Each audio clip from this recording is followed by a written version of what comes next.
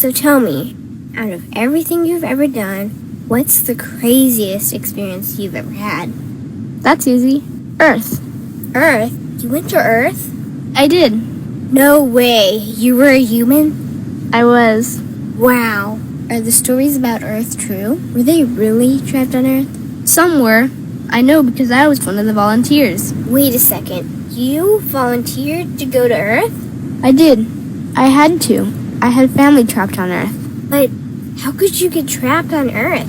You had to be there to understand. On Earth, you wouldn't remember anything. What do you mean you wouldn't remember anything? I mean, you would have no memory of anything. You wouldn't even remember existing before Earth. What? How is that possible? It was designed that way. It was brilliant. To dive as deeply as possible into such ignorance, such darkness, and still find your way back to remembering who you were, that took true mastery. Wow. I still can't believe you went to Earth. Tell me more. Well, Earth had its own set of laws that everyone agreed to experience, like gravity. What goes up must come down, like linear time. Day is followed by night.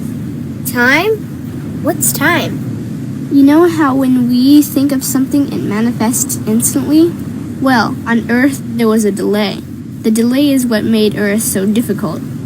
Interesting. Time. So tell me more. Before going to Earth, you would choose your family, whether you wanted to be male or female, what race you wanted to be, the location on the planet, things like that.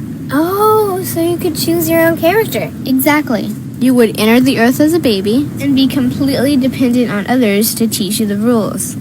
But since nobody could remember the rules, they made up their own rules, based on fear and giving your power away to others.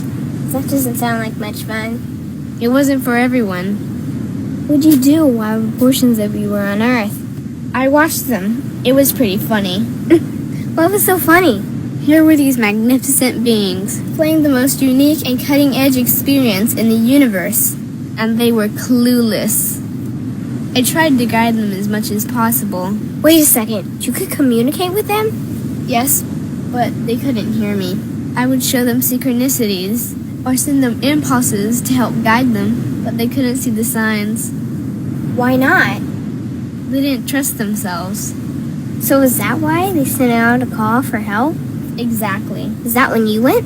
No, I didn't go until later. First volunteers, they had it the worst. What do you mean, had it the worst? Well, they killed them. What?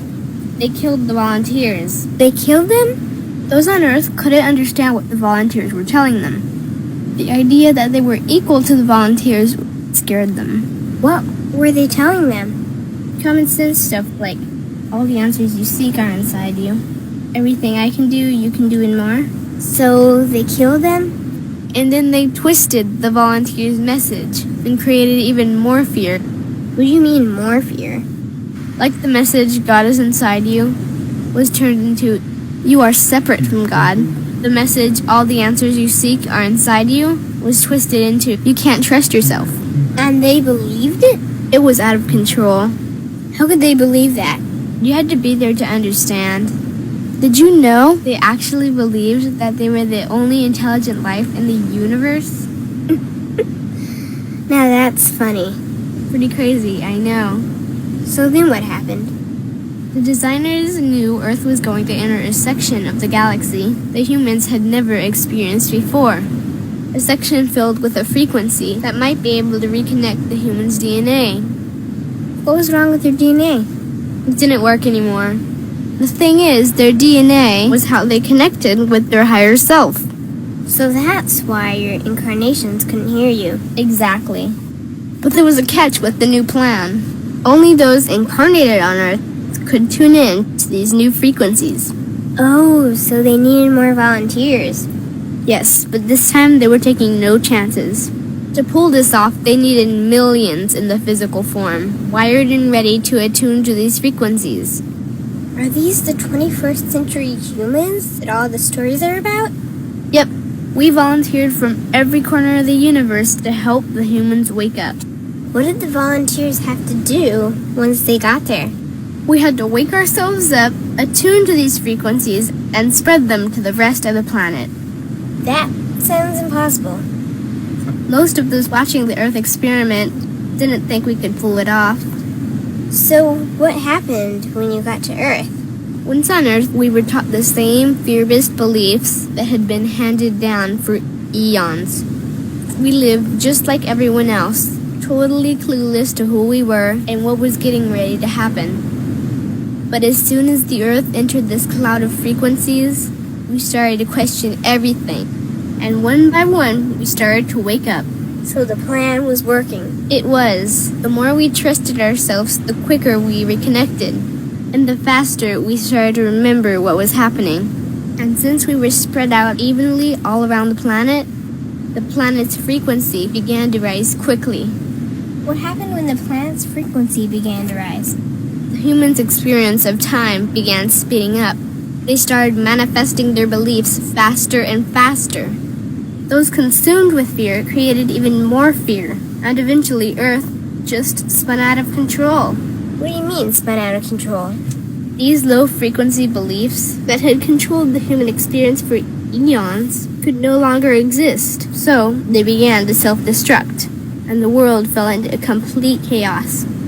That sounds terrifying. It was for those living in fear, but for us volunteers, we all knew it was the end of the old energy and the beginning of the new.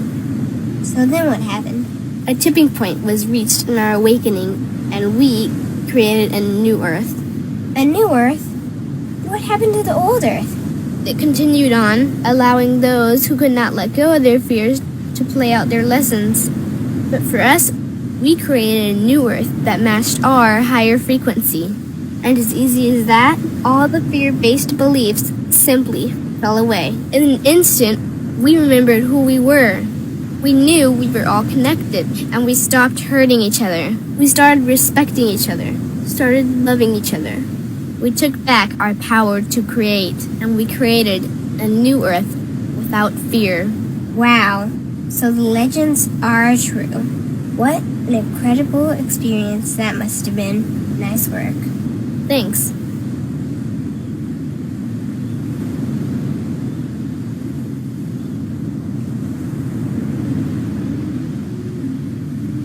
Então, boa noite, sejam todos muito bem-vindos. Esse videozinho que a gente acabou de passar aqui, ele tem muita informação. Lá ele fala da frequência que nós estamos passando, do controle do medo, do esquecimento da memória, quando nós esquecemos essa memória e principalmente o que nós somos, efetivamente. As grandes perguntas, né? De onde eu vim, para onde eu vou, o que eu sou. Então, esse curso aqui, além dele falar de como resgatar esses fractais, que a gente vai falar deles, ele conta um pouquinho dessa trajetória nossa, eu vou passar um pouquinho dela por aqui. Bom, eu comecei a minha trajetória aí, tem mais de 15 anos, buscando respostas para mim. Acabei chegando nos rituais da Ayahuasca, que é uma ferramenta usada pelos xamãs para expansão de consciência. E fui trabalhando nisso por 3 anos, acabei indo participar na casa, a gente atendia aí 200 dependentes químicos por fim de semana. E a partir dali comecei a fazer o curso de xamanismo, Reiki, Light Healing, Wi-Fi Healing. E quando eu fui fazer o curso de terapeuta xamânico, eu comecei a trabalhar no espaço da Cida Godoy. Aí me colocaram na sala de desobsessão. Eu cheguei lá na pauleira. E aí quando ela começou, ela foi fazer os cursos lá com o Godinho, na área de apometria. E ao mesmo tempo, em paralelo, eu comecei a fazer o curso de psicoterapeuta reencarnacionista. São 2 ferramentas para fazer a mesma coisa, resgate desses fractais. E a partir dali, né, eu acabei chegando nesse projeto. Durante um ritual da Ayahuasca, eu recebi um projeto para fazer, que era para montar um centro holístico, né, para que a gente juntasse várias terapias para ajudar essas pessoas a despertarem, a acordarem, né, o que acabou criando o Instituto de Estudos de Expansão da Consciência. Está virando agora uma instituição jurídica. E aí eu cheguei para os caras e falei, gente, como é que eu monto isso? Ele falou, é simples. Já que você trabalha com apometria, monta um grupo.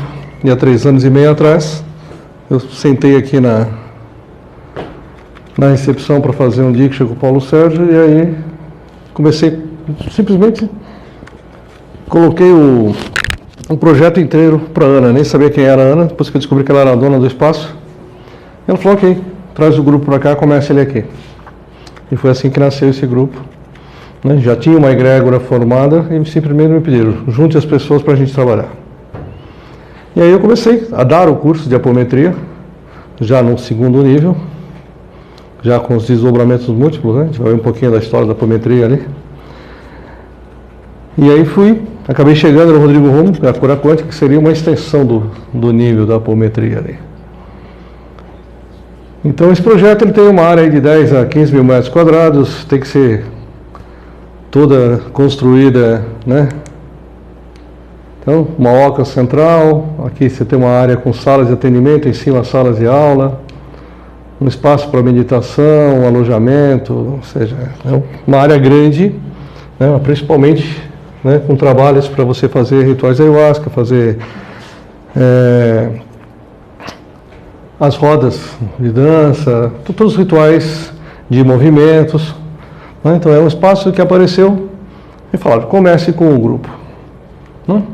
Então esse grupo ele acabou chegando num ponto onde os próprios alunos foram se desenvolvendo e começaram a se atender, e quando a gente criou o grupo de estudos de Consciência e Mente, que hoje, né, a gente tem um atendimento social para quem não pode pagar as consultas e ser atendido. A gente tem uma vez por mês, hoje a gente atende 25 pessoas por mês, à distância, né? O pessoal preenche a ficha do cadastro no site, a gente faz esse 5, 6, 7 meses, depende do número de pessoas que a gente consegue ter disponível no domingo. Então por 6 horas a gente atende essas 25 pessoas, e as outras 2 horas a gente faz o mesmo trabalho, só que para o universo. Então deixa os mentores trazerem os casos para ser tratado. Então aí vem muito resgate coletivo, naufrágio, terremotos, pessoas que ficaram presos em situações em várias épocas, em várias eras diferentes, e a gente vai fazendo esses resgates. Às vezes você está lá fazendo uma novena, pedindo ajuda, aí o pessoal simplesmente pega aquele caso daquela pessoa que está pedindo ajuda e precisa e traz para cá. Então às vezes a gente trata uma pessoa individual, nem sabe quem ela é, em que lugar do mundo ela está pedindo intervenção, e a intervenção chega. Então, tem vários grupos que fazem esses trabalhos de resgates, e esse é o trabalho principal, da gente fazer esse trabalho coletivo e social. Então, o que é o resgate de fractal de alma? Eu acabei usando essa nomenclatura porque no mercado começa a aparecer, foi igual Reiki, né? Reiki 1, Reiki 2, Reiki 3, Reiki 4, Reiki Kahuna, né? Agora tem o Reiki Kahuna, é um negócio legal, porque você fala Reiki, né? Vem do Mikao Usui, é japonês. Aí você fala Kahuna, que é lá do pessoal do Havaí, cuja mestre é Kuan Yin, que é chinesa. E o mantra é o Mani Padme Hum, que é hindu. Ou mais ou menos, mais uma maneira de você vender um diploma no mercado para fazer dinheiro. E, para quem gosta de fazer coleção de títulos, é a mesma coisa. Então, Wagner Borges, que dá aula aqui de projeção astral, fala, faça o Reiki 1. Doe com o coração. Você já está fazendo muito mais do que qualquer um que fez uma dúzia de curso e não faz nada com eles, só tem diploma. Não? Então, aqui, o objetivo de criar uma nomenclatura foi para simplificar. Né? Porque você tem o resgate de alma já no xamanismo há mais de 10 mil anos. Depois veio a apometria, desdobramentos múltiplos e a cura constelar. Então assim, cada um vai criando nomenclaturas e nomenclaturas e nomenclaturas, e você chega a um ponto que você não sabe nem o que você está fazendo mais. Partindo por base que dentro da psicologia, toda vez que você passa um trauma, aquilo fica dentro da sua memória. Isso na nomenclatura da psicologia. Então quando você olha para trás na sua história, se cada um aqui olhar para trás na história que vocês viveram aqui, vocês vão lembrar de algum fato que te causa dor. Isso é um trauma. Tecnicamente, nossa estrutura, nossa consciência é uma energia. A nossa alma que está aqui dentro desse corpo. Então, quando você sofre esse trauma, é como se a sua alma quebrasse em duas. Aquele pedaço ficou preso naquela situação e a história continuou. Então, às vezes, quando você desencarna, essa sua história vai para o teu registro acástico, mas tem um fractal seu preso naquele trauma. Aí você ganha um corpo novo e aquele fractalzinho fica refletindo. O que é a depressão? Eu passei por um momento muito triste na minha vida e eu entro numa frequência. Essa frequência eu pego várias partes, vários fractais meus desta vida ou de outras vidas tristes. Triste, triste, triste, triste, tristão. O médico chama isso de depressão. 10% do nosso cérebro é consciente, 90% é subconsciente. E dentro do subconsciente, né, a gente age ou reage, mas não tem noção disso. Quantas vezes vocês ouviram a frase: nossa, você na frente daquela pessoa se transforma? Alguém já ouviu essa frase uma vez na vida? O que é isso? Aquelas partes minhas que estão no meu subconsciente agem e reagem. Mas eu não tenho essa noção, porque eu só tenho 10%. Às vezes as pessoas falam: eu sou um doce. Aí você filma a cena e mostra para ela e fala: nossa, eu sou assim, é. Por quê? Porque ela não tem consciência. Ela só tem consciência dos 10% que reage. Então o nosso trabalho é fazer o quê? Limpar esses traumas todos. Por isso que eu chamo de fractais. Porque não interessa em que história foi. Se você sai da apometria, vai para o desdobramentos múltiplos, que é a extensão dela, lá você tem subpersonalidade, multipersonalidade, forma, pensamento. Aí você cria um monte de nome para fazer o quê? Para tratar a mesma coisa. Então não me interessa se é dessa vida da passada ou se é de outro planeta. Aquilo está refletindo aqui agora, eu preciso tratar. Então a gente simplificou a nomenclatura exatamente para isso, para somar todas essas técnicas numa ferramenta só, num tratamento só. Então a gente trabalha em frequências de sentimentos. Então cada sentimento meu tem uma frequência. Nós somos um alto-falante. Nossas glândulas e órgãos funcionam como um grande alto-falante. Toda vez que eu injeto uma frequência nela, ela vibra. Né? Quando você vai no carro, você entra lá, começa a girar aquele botãozinho, você tem várias sintonias, vários transmissores ali. Quando você sintoniza uma frequência, você vai acessar alguma informação. Aquele botão de volume define a intensidade dessa frequência. Se eu selecionei uma frequência de ódio, ela pode ter pequeno ou grande. E cada vez que eu entro numa frequência, se eu tiver fractais desta mesma frequência, o que vai acontecer? Vão se somar nela. Então, por exemplo, eu estou saindo daqui e vejo um adolescente xingando a vovozinha no meio da rua, chamando ela de burra, batendo nela. Isso deixa qualquer um indignado e com raiva. Normal? Eu tenho glândulas. Isso me causa raiva. Agora, se eu catar uma barra de ferro e matar esse moleque na porrada, isso tomou uma proporção maior do que devia. É desproporcional. Mas por quê? Porque eu tenho tantas outras partes em raivas e indignadas. Isso soma-se. Isso é assim para depressão, pânico, tristeza, abandono, vazio existencial. Qualquer coisa que eu tenha, outras partes que somarem as minhas, eu acabo aumentando aquele botão de volume muito mais alto. Então aqui a gente vai tratar pactos, juramentos, linhas de magismo, goécia, abduções, mas um monte de outras coisas que a apometria tradicional não trata. Para tratar isso aqui, você precisa já ir para um nível de cura quântica. Aqui a gente faz remoção de implantes extrafísicos, mentais, orgânicos e remoções de camadas de hologramas. Então, implantes são dispositivos de tanta nanotecnologia. Eles podem ser orgânicos, podem ser físicos. E o que eles fazem? É como aquele chipzinho que os caras estão pondo na mão agora aí para identificar as pessoas e tudo mais. Você tem coisas microscópicas. Isso gera hologramas. Hologramas é um Ctrl+C, um Ctrl+V no fractal seu. Então eu tenho um fractal meu que está muito triste, muito triste. Aí o cara vem discretamente implanta um chipzinho desse de controle. O que ele faz? Ctrl+C, Ctrl+V, Ctrl+C, Ctrl+V, Ctrl+C, Ctrl+V, Ctrl+C, Ctrl+V.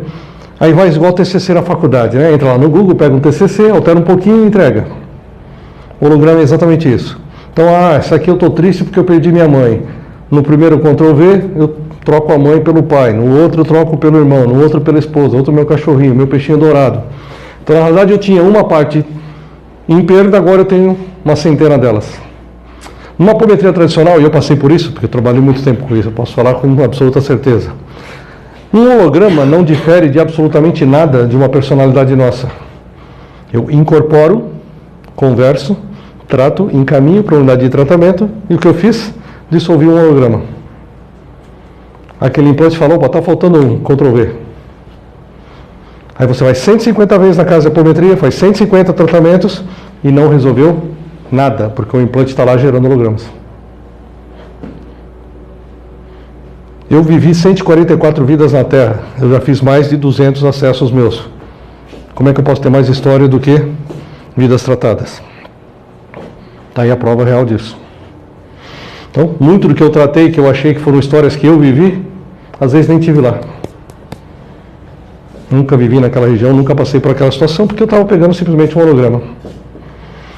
Na partir da cura quântica, você consegue dissolver o holograma. Eu removo o implante, quantos hologramas tem? 150. Dissolve. Aquilo não é história minha. Eu não preciso guardar no meu registro akáshico, porque ele não vai estar lá. Mas aqueles sentimentos continuam ressonando dentro do meu corpo. Então, eu posso tratar dependência química, mental, depressão, síndrome de pânico, medos, fobias, traumas, quebras de padrões e vício de comportamento, conflito de relacionamento pessoal, quase ninguém tem isso aqui, acho que ninguém, né? Familiares, profissionais, dores físicas crônicas, doenças autoimunes. A própria fibromialgia, o que é? Uma doença autoimune. O que o médico diz? Eu não sei o que é isso. Não tem cura. Eu tinha tiroidite Hashimoto. Minha tiroide era atacada pelo meu organismo. Zerei.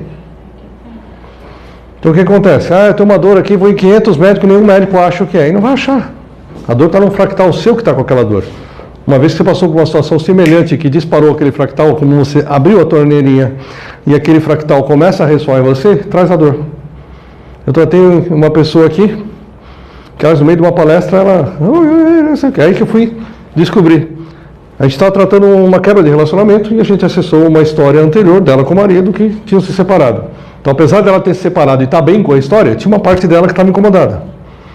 Porque às vezes você acaba o relacionamento e não consegue engatar um segundo. Por quê? A sua versão anterior está chorando a perda daquele, só que aquele não quer outro. Você não consegue se abrir para ninguém porque tem uma parte sua que não é você que quer o outro. E você não consegue desligar da criatura. Aí fiz o desligamento bonitinho. Aí passou muito tempo, eu estava dando uma palestra ainda na versão antiga. E aí quando eu estava falando isso aqui, começou a berrar que era uma doida. O que foi que aconteceu? Eu falei, não, você não sabe. No dia seguinte eu acordei, né, comecei a gritar, mãe, eu morri, mãe. A mãe dela entrou correndo no quarto. O que foi que aconteceu? Você está doida? Você está aqui, está vendo? Foi comigo. Ela levantou da cama, ela usava até aquelas coletes postural, porque ela não conseguia dobrar a coluna. Ela sentou na cama, dobrou, enfiou o chinelo no pé, levantou sem dor nenhuma. Aí, voltando à história que a gente captou, o marido estavam discutindo na cozinha, pegou uma faca daquelas grandes e enfiou na barriga dela. Só que era que ele enfiou na barriga, quebrou a espinha. Quando ela se separou, disparou aquela briga anterior, da história anterior, onde eles se separaram. E aí, junto com a história anterior, veio a dor nas costas. Então é isso, às vezes aparece uma dor do nada, você vai nos médicos, você olhava lá, o médico fala, cara, tua coluna está inteira. Tentava colocar ali, tomava um remédio, mas a dor não estava na mente da outra criatura, não na mente dela, nem no físico dela. Só que se você fica com uma dor dessa muito tempo no seu campo mental, o que você acaba fazendo? Cria isso no físico. Porque toda doença começa no seu duplo etérico, no seu campo espiritual. A partir do momento que a doença é criada aqui, ela vem para cá primeiro. Às vezes você vai tomar um passe no centro e o cara fala, olha, você precisa fazer uma cirurgia espiritual no seu fígado. Aqui, pô, não tem nada no meu fígado, nem bebo. Você não, mas a sua parte que morreu de raiva lá atrás, sim. Acabou com o fígado. Então a doença já está manifestada aqui. E aí, uma vez que eu tenho uma doença no meu corpo físico, eu sou obrigado a limpar o meu campo, o meu duplo. Por quê? Quantas pessoas já falaram, meu câncer voltou, minha doença voltou. Que a doença estava no duplo, manifestou no físico. Eu simplesmente curei o físico, mas não limpei a origem da doença. O que a doença vai fazer? Vai manifestar de novo. Normalmente, dependente químico, né, seja álcool, drogas, o que acontece? Em geral não, 99,9%, isso vem de um sentimento que ele não sabe o que é. Um abandono, um vazio existencial, uma tristeza profunda. E ele vem numa vida seguinte, tentou morrer triste, influenciei a seguinte. O seguinte passou a vida triste sem saber porquê. Os dois influenciaram o terceiro, os três os quatro os cinco. Chega uma época na vida, esse cara descobriu que bebendo aquilo passava. Então, além da linha da tristeza, da solidão, ele começa a gerar uma linha de dependência química. Mas se você limpar a linha de dependência química, não resolve o problema. Porque toda aquela tristeza, aquela solidão continua ressonando no corpo da pessoa. Então, o que ela faz? Ela usa qualquer artifício para se livrar daquilo, porque ela não sabe se desligar daquilo, igual a dor física. Não tem como tirar. Então, a maioria dos problemas de dependência química vem de uma parte emocional lá atrás que precisa ser tratada. Na época do ayahuasca, a gente tratava 200 dependentes químicos no fim de semana. Eu vi gente sair da Cracolândia, hoje está casado, com casa própria, com carro próprio, casado, com filhos. Então você vê como desligar o passado faz com que o presente ande, né? Então, dentro do nosso calendário cristão, como começou a história? Lá no Concílio de Nicéia, em 325, foi quando o Império Romano já estava perdendo o seu poderio bélico, estava caro demais, não tinha mais dinheiro, estava meio falido. Ele se associou ao clero, juntou ali todas as religiões que tinham perdidas ali, e falou, vamos fazer uma religião só, vamos juntar esse monte de religiãozinha e fazer tudo. É igual a gente chegar hoje, pegar todas essas igrejas que tem e falar, vamos fazer uma só. Foi o que fizeram em 325. Mas o grande objetivo aqui, o que era? Eu preciso manter o controle. Até então a sociedade vivia, uma sociedade basicamente celta, no campo, totalmente matriarcal. Então a mulher cuidava da casa, dos filhos, da comida, da doença, e o homem basicamente um lenhador ia lá cortar madeira o dia inteiro. Era uma figura só bruta para fazer o serviço braçal. A sociedade era toda matriarcal. Então agora eu preciso ter o controle, porque a mulher consegue controlar absolutamente tudo. Então eles simplesmente tiraram a mulher da sociedade, criaram uma sociedade totalmente patriarcal, Deus Pai, Filho e Espírito Santo. Maria não aparece na Bíblia em lugar nenhum. Maria Madalena de nobre virou prostituta. E Jesus Cristo, né, que morreu velhinho com filhos, casado com Maria Madalena, foi crucificado nessa história. Em 553, o nosso imperador Justiniano, aliás, um dos grandes feitos do Concílio de Nicéia foi acabar com todas as festas pagãs.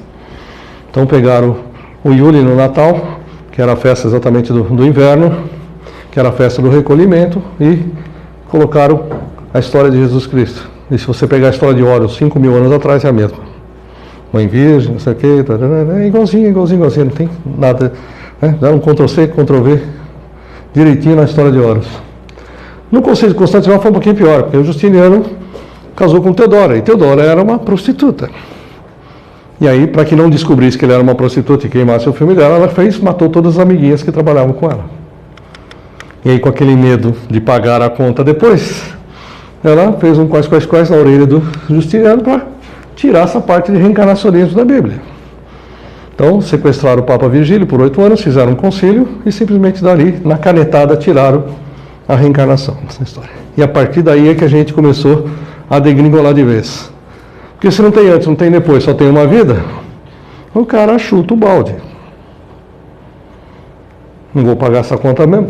Na hora que eu morrer, dane-se. Vendo minha alma pro diabo, dane-se. Na hora que eu morrer, não tem nada depois. E quantos pactos a gente tem que renegociar de contratos? Esse cara que vendeu a alma lá atrás por dinheiro, fama, poder, não sei o que, chega aqui, o cara está aqui. Então, é meu? Assinou aqui, filho. Tá cheio. Em 1857, o nosso amigo Hippolyte Léon de Lizard, também conhecido como Allan Kardec, criou o Livro dos Espíritos. O que ele deveria fazer com isso, né? Qual era a grande ideia disso? Trazer de volta para a religião ocidental o reencarnacionismo. E aí o ser humano, muito estúpido, cria o kardecismo como outra religião para bater de frente com o resto. Então ele veio com provas técnicas e científicas. O Allan Kardec não era médium, ele era um escritor. Ele começou a ver o movimento espírita acontecendo na França, então ele chegou no primeiro centro. Na hora que ele entrou, o médiumzinho, bem-vindo, Allan Kardec, seja bem-vindo. Eu falei, não sou Allan Kardec. Bem-vindo, eu sou o Hippolyte. Não, você é Allan Kardec. Não, beleza. Aí atravessou o sul da França, foi para o norte, chegou lá num outro centro. Allan Kardec, seja bem-vindo. Pô, que nessa, Allan Kardec. Foi no terceiro centro a mesma coisa. Eu falei, mas que isso? Eu falei, não. Na sua época, celta, você era um druida, você era um cara que ensinava espiritualidade para as pessoas. E esse era seu nome lá. Como você voltou nesta vida com o contrato e a missão de trazer essas informações de volta, né? Nós estamos chamando de Allan Kardec, que foi aquele que adotou esse pseudônimo. Então o que ele fez com cada uma dessas três médios, ele fez um questionário, ele começou a perguntar, e como é que é isso? Como é que é isso? Como é que é isso? Como é que é isso? E acabou criando o livro dos Espíritos, que é um livro de perguntas e respostas, né? Para explicar como é que funcionava o lado de lá, que o povo ocidental sabe muito bem, mas o oriental sabe muito bem. O ocidental, simplesmente, por conta do concílio de Constantinopla, acabou ficando nessa ignorância toda. Em 1956, aliás, uma das assistentes do Kardec, a senhorita Jafé, reencarnou no Brasil em 1910, para dar continuidade ao trabalho dele, muito conhecida por aqui como Francisco Cândido Xavier. Em 1955, o Luiz Rodrigues, né, trouxe o desdobramento anímico controlado, foi onde nasceu a hipnometria, que era você fazer um desdobramento, você desdobrar a pessoa e fazer ela acessar. Como uma regressão, você acessar uma parte desdobrada da sua história conscientemente, só que aquele fazia por hipnose, né? Que depois, em 60, o Lacerda, que tinha assistido a palestra do Luiz Rodrigues, acabou estendendo um pouco isso e acabou criando a apometria a partir daí. Então, a apometria é uma ferramenta que existe desde 1960. Basicamente, o que a apometria faz? Para quem assistiu qualquer filme da Marvel, né, tem lá um personagem chamado Doutor Estranho. O que ele faz? Abre um portal e acessa qualquer outras dimensões. A apometria é exatamente isso. Para quem assistiu Assassin's Creed, que é um filme feito a partir de um videogame, o que eles fazem ali é criar uma máquina que lê a mente da pessoa e projeta no telão. Máquina que já existe hoje. Mas o legal, o que é isso? Eles induzem o cara à regressão, porque eles selecionaram vários candidatos, que um desses candidatos, enquanto cavaleiro, tinha escondido o Santo Grau. Então eles ficavam voltando as memórias de todo até descobrir quem era aquele e acessar a memória para ver onde é que ele tinha guardado. Então, ou seja, ali também está rolando uma sessão de apometria. Está fazendo a captação das próprias histórias. O Godinho, que trabalhou junto com o Lacerda, né, em 70, estendeu o trabalho do Lacerda, trazendo os desdobramentos múltiplos, nível, subnível, formas de pensamento, personalidades múltiplas, multipersonalidades. Então ele estendeu. Na apometria você trabalha com 3 corpos. Já nos desdobramentos múltiplos você trabalha com 7 corpos. Então ele estendeu o trabalho para ir um pouquinho mais longe. Em ambos casos, em qualquer caso de apometria que você vá, que trabalhe nessas duas linhas, você vai chegar ali, eles vão te dar o evangelho, vai pedir para você ler. Né? É todo um trabalho ligado ainda muito a um centro espírita, ou, né, ao kardecismo. Aliás, você vai em centro kardecista e fala que vai trabalhar com vidas passadas, a primeira coisa que você ouve, não mexe com isso que é perigoso. Essa é a coisa que você mais ouve em centro kardecista. Em 1999, o Rodrigo Romo, e aqui eu tirei o trecho completo do que está no site dele, no curso, que ele veio trazer a cura constelar. Então, uma técnica desenvolvida para auxiliar a humanidade a renovar seus parâmetros sobre as técnicas de cura, desmistificar dogmas e crenças limitantes construídas de forma equivocada sobre diversas linhas de terapias. Representa uma revolução utilizar teorias quânticas para desmistificar as bases do esoterismo devocional e religioso, permitindo o entendimento das técnicas da espiritualidade para a harmonização dos corpos sutis e das realidades paralelas acopladas à fisicalidade terrestre. Então imagine que eu estou tratando uma parte sua, eu chego lá, é um mestre chinês que viveu aqui há 10 mil anos atrás. Não, vamos ouvir aqui a palavra de Jesus. Cara, quem é Jesus? Que não, esse cara vai nascer daqui 10 mil anos, mas é um cara legal. Não tem lógica. Tudo isso aqui se baseia considerando-se o calendário cristão. Você não está aqui há 2 mil anos. Eu cheguei aqui há 638 mil anos. Encarnei a primeira vez há 72 mil anos. Nesses 72 mil anos a Terra já foi destruída 2 vezes. E eu continuo aqui. Então, a vida não acaba. O que acaba é o veículo de manifestação da consciência. A consciência é uma só. E ela é eterna. Eu já passei por umas centenas de planetas antes de vir para cá. Tem alguns milhões de anos como todos vocês. O problema é que, como as menininhas falam no filme, a gente vai para lá e esquece tudo. E tem outra informação que ela deu ali. Você vai para um lugar denso. E tem que ascensionar em cima disso. E a gente vai falar disso aqui já já. Então o que eu fiz? Eu somei essas 3 técnicas, ou seja, a apometria, você tem que usar as técnicas para abrir as portas, então continua sendo uma apometria, só que estendida até um nível de desmistificação. Aqui a gente não vai usar o nome de nenhum dogma, nenhuma religião. Os piores casos para se tratar são as beatas, os padres. Porque você chega, você é o capeta encarnado na frente do cara, você é o diabo tentando me tentar para quebrar com as minhas crenças. E esses são os que dão mais trabalho para tratar, porque é uma crença muito enraizada. Crentes, o que eles dizem? Quando você morrer, você vai ficar no caixão até Jesus Cristo vir pegar na sua mão no dia do juízo final. Aí o cara está lá, vê aquele corpo apodrecendo, sentado ali, não sei quantas centenas de anos, e você chega lá para conversar com o cara, não, você não é Jesus Cristo, eu não vou com você. É complicado. A parte de crença, e é o que as meninas falam ali, né? Você esquece quem você é, esquece o que você já viveu, esquece já foi. E eles vão te ensinar umas regras. Que regras? As regras que eles inventam. Cada local inventa as suas regras, suas religiões. Como fizeram lá no Concílio de Constantinopla, de Nicéia e tudo mais. Uma das grandes datas que se matou no Concílio de Nicéia foi o Dia da Fertilidade pagão. Eles acabaram com o paganismo mesmo. O Dia da Fertilidade, ele é exatamente o início da primavera na Europa. Então você tem 3 meses de primavera, 3 meses de outono. Aliás, primavera, verão e outono, são 9 meses. Então no primeiro dia da primavera eles faziam um ritual de fertilidade que era para engravidar todas as mulheres. Por quê? Quando as crianças nascessem, estava entrando o inverno, que é a época que neva, onde ficava todo mundo trancado dentro de casa em recolhimento. Então tinha uma grande festa de fertilidade. Então eles pintavam as casquinhas de ovos, punham ali nas cerquinhas para enfeitar. Daí o nosso ovo de Páscoa. Né? E o animal representativo, que é o animal mais fértil que tem, é o coelho. Se você jogar 2 coelhos numa sala, for tomar um café e voltar, tem 4.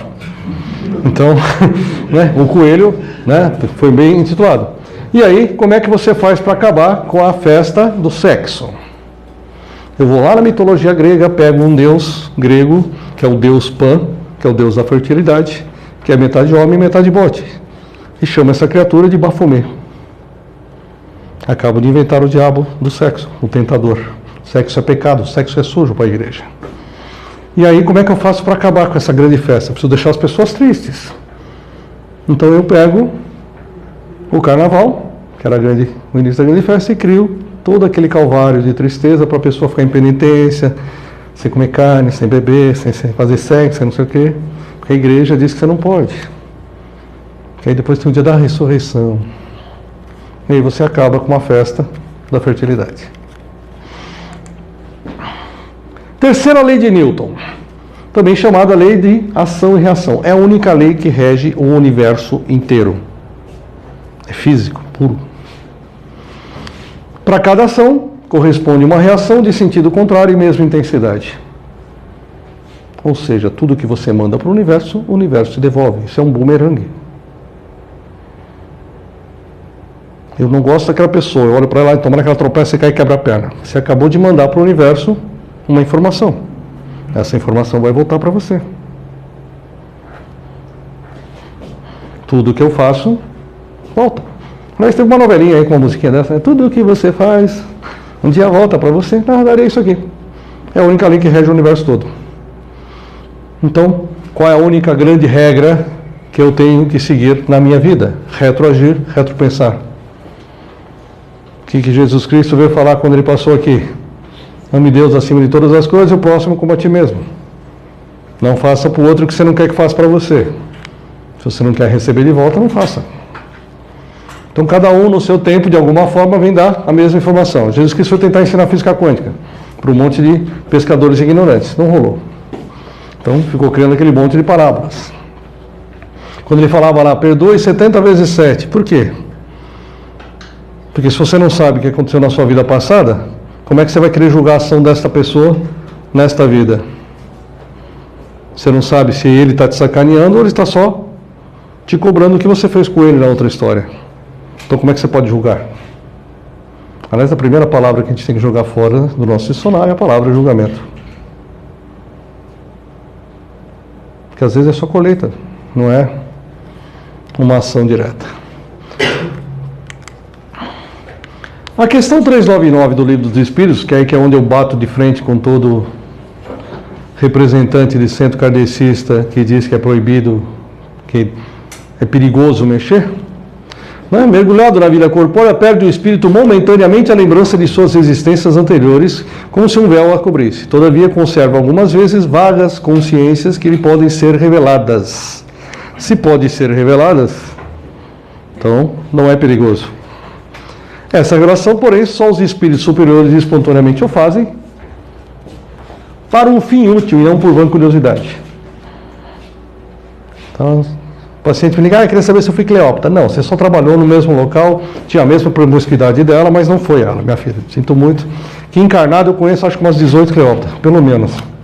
Não, você viveu naquela época, naquela época todo mundo vivia naquela suruba toda. Então tá bom.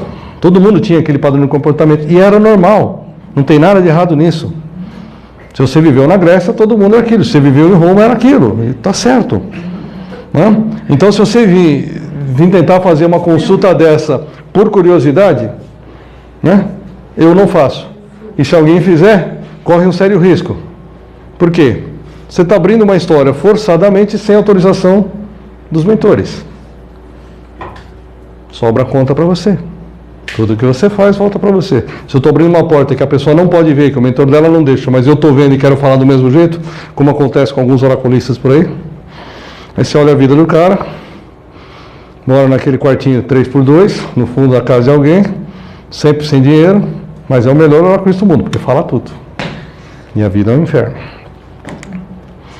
Então, nem tudo é feitiço macumba, às vezes é só lei do retorno mesmo.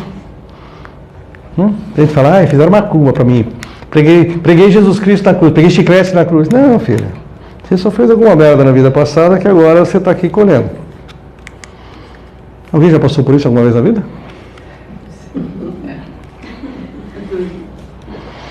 Nós temos uma assinatura energética, igual uma empresa. Uma empresa tem um CNPJ. Cada vez que você abre uma filial, você vai mudando. 001, 002, 003. As nossas almas são a mesma coisa. Cada fractal desse, cada alma dessa tem um CNPJ com um número de filial.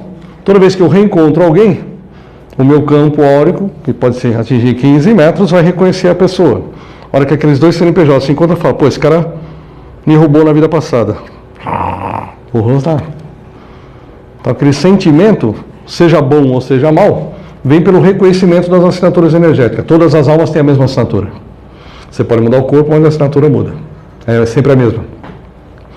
Então não é só isso, né? Às vezes você está 5 minutos conversando com alguém ali na fila do banco, de repente parece que você conhece a pessoa faz 500 anos. Sim, você só reencontrou alguém. Então, esses amigos que a gente reencontra durante a vida e carrega durante a vida toda, são amigos que estão com a gente há muito tempo. A gente só reencontrou aqui para caminhar junto nessa jornada, porque às vezes a gente fala, vou descer, a gente vai se encontrar ali, porque você vai ter que aquela barra para resolver, e eu vou estar do seu lado para te apoiar.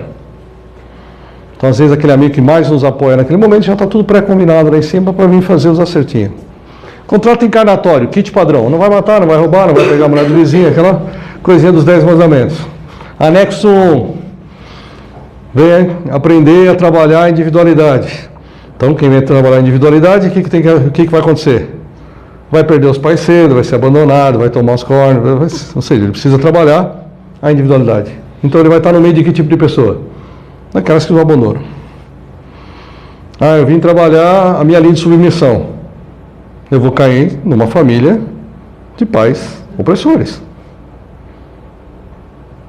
Então, o contrato encarnatório é por frequências.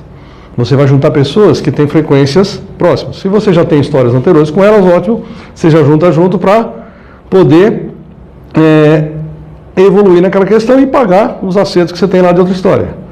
Mas se eu sou submisso e vim trabalhar a minha submissão para parar de ser submisso, cara, eu vou ter pai opressor, vou ter mãe opressora, vou ter irmão opressor, vou ter professor opressor, eu vou ter todos os opressores do mundo na minha vida, até que eu aprender a lidar com isso. A lição se repete até que eu passe de ano. Cada vida é um corpo, uma faculdade. O problema é que você chega numa faculdade cheia de DP da outra e não lembra. Então, basicamente, nós somos eu e meus eus. Todos os meus euzinhos. Então, dentro do meu campo mental e emocional, tem um monte de outras mentes, que é o que a psicologia chama de subconsciente. Então, tem atuando aqui dentro, me trazendo emoções, padrões de comportamento, sentimentos, traumas, bloqueios. essas subpersonalidades são ligadas por cordões energéticos. E como elas não têm mais aquele corpo físico, aquele fractal todo está ligado a você. Tanto que no meio do tratamento a gente pega o cordão para dar uma desligada. Olha lá na outra ponta. Ah, quem é? Nossa, sou eu. Às vezes se reconhece, às vezes mudou muito, às vezes era homem, virou mulher. Então, mas todas essas fractais são ligados por esse cordão. Esse aqui eu peguei a imagem de uma projeção astral. À noite, quando nós dormimos, nós saímos do corpo todo dia. Às vezes a gente acha que é um sonho, às vezes é só uma projeção. Eu estava lá fazendo alguma coisa boa ou não tão boa. Então, o que a gente fala dessa auto-obsessão? São os meus euzinhos que ficam como aquele anjinho diabinho. Né? Você quer fazer uma coisa, mas a sua outra parte diz que não. Então alguém levantou a voz para você, o seu submisso fica quieto, não responde. E você querendo responder, e o seu submisso fala, não responde. E você querendo responder. Então, você sempre vai encontrar esse tipo de situação. Então, o que a gente fala do anjinho e diabinho, nada mais são do que as nossas próprias personalidades atuantes. Então, os corpos sutis. O Kardec deu uma simplificada nessa história, né? Dependendo da linha de que você estiver estudando, você vai ter vários nomes para esses corpos. O Kardec veio e chamou de perispírito. Ou você tem o corpo físico, o perispírito e o espírito. Não? E aí cada uma das escolas dão nomes diferentes para tudo isso. Não? Então a simplificação, o seu corpo físico, o perispírito, que ele tem mais ou menos o formato. Então quando você sai do corpo e dá de cara com alguém, que a gente vê que a figura mais frontal agora que é mais meia nublada. Por quê? Porque ela perdeu um corpo físico, mas ela estava encaixada dentro de um corpo por um tempo. Então quando você sai do corpo, a sua forma também é plastificada ainda com o formato de um corpo físico. Com o passar do tempo, você volta à sua condição de luz pura, só energia. Você é um bloco de energia. A sua consciência está aqui. Ou, se você quiser não usar a nomenclatura do espiritismo, você pode usar. Né? Então você tem aqui o corpo etérico, o corpo emocional e o corpo mental. São os dois que eu quero trabalhar. Que é onde tem as emoções e os padrões de pensamentos que estão presos. São os dois mais fortes. Mas eu vou trabalhar em todos os níveis. Ou aqui eu tirei, pois no curso a gente fala de cada uma delas, são todas as nomenclaturas que cada uma das escolas usa para falar da mesma coisa.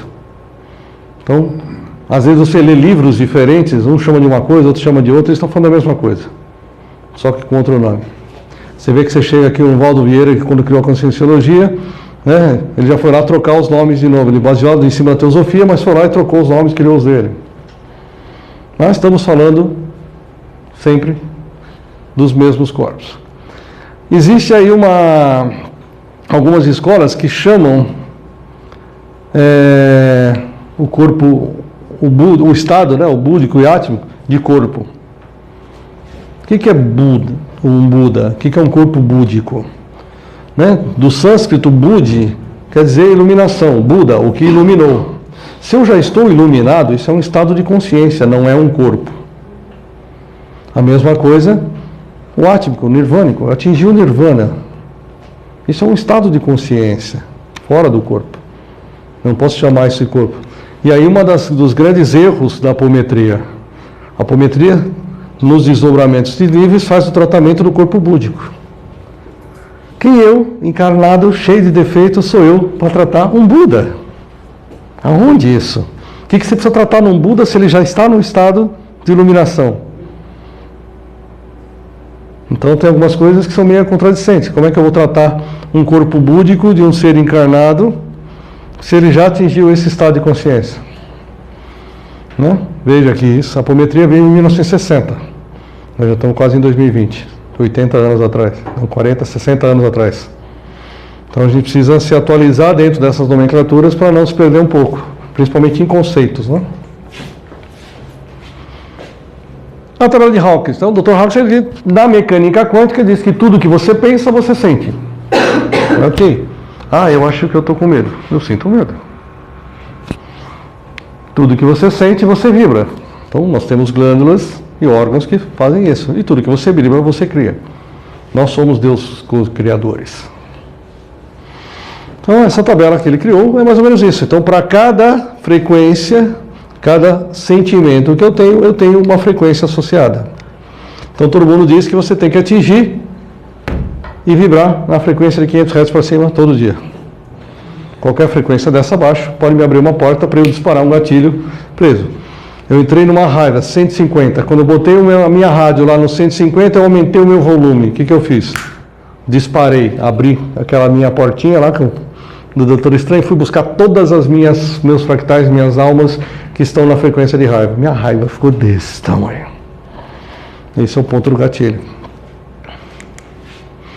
Então, todo mundo que não chega e faz uma terapia fala, nossa, isso é bom, fiquei ótimo. Mas, antes de curar alguém, pergunta se ele está disposto a desistir das coisas que eu fizeram adoecer.